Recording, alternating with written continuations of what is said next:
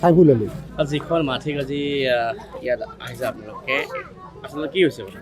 অলপ মানে কাজিয়ে আছিল, মানে কেছৰ কি আছিল হোৱাৰ পৰা ডিগ্ৰী পালোঁ। পোৱাৰ পিছত কিমান দূৰ মাটি আছিলে? 15 কটা মাটি আছিল। প্ৰশাসনৰ মাজ দি সংশোধন এই মোটামুটি 4-5 বছৰ।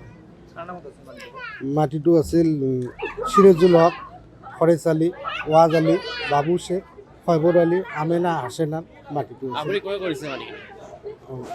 মোৰ নিজৰ দাদাৰ মাটি আচ্ছা আচ্ছা। আৰু কিছু খৰাই ক্ৰয় কৰা মাটি। মুঠ মাটি কিমান আছে? 15 কটা আছে। দাগ নম্বৰ 85, পাট্টা নম্বৰ 229।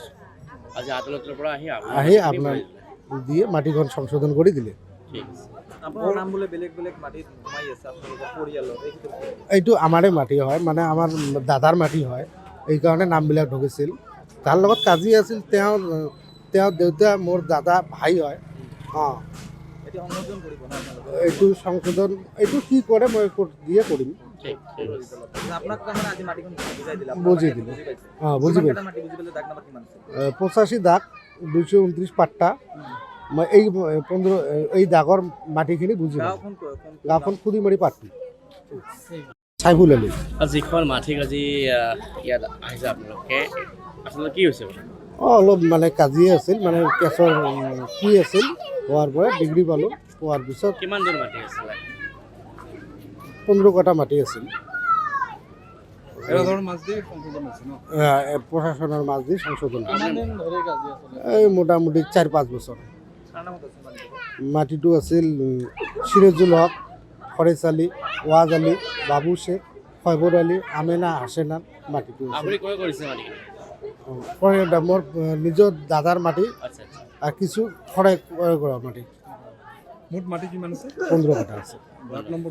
দাগ নম্বৰ 85, পাট্টা নম্বৰ 229। আজি আদালতৰ পৰা আহি আপোনাৰ দিয়ে মাটিখন সংশোধন কৰি দিলে। ঠিক আছে। আপোনাৰ নাম বোলে বেলেগ বেলেগ মাটিত সোমাই আছে আপোনালোকৰ পৰিয়ালৰ, এইটো আমাৰে মাটি হয়, মানে আমাৰ দাদাৰ মাটি হয়, এইকাৰণে নামবিলাক ঢুকিছিল। তাৰ লগত কাজি আছিল, তেওঁৰ দেউতা মোৰ দাদা ভাই হয়। এইটো সংশোধন এইটো কি কৰে মই দিয়ে কৰিম। বুজি দিলে। বুজি পাইছোঁ। 85 দাগ 229 পাট্টা। মই এই দাগৰ মাটিখিনি বুজি পাওঁ। যিকোনো খবৰৰ বাবে যোগাযোগ কৰক 7099017330 লগতে 7099017110 নম্বৰত।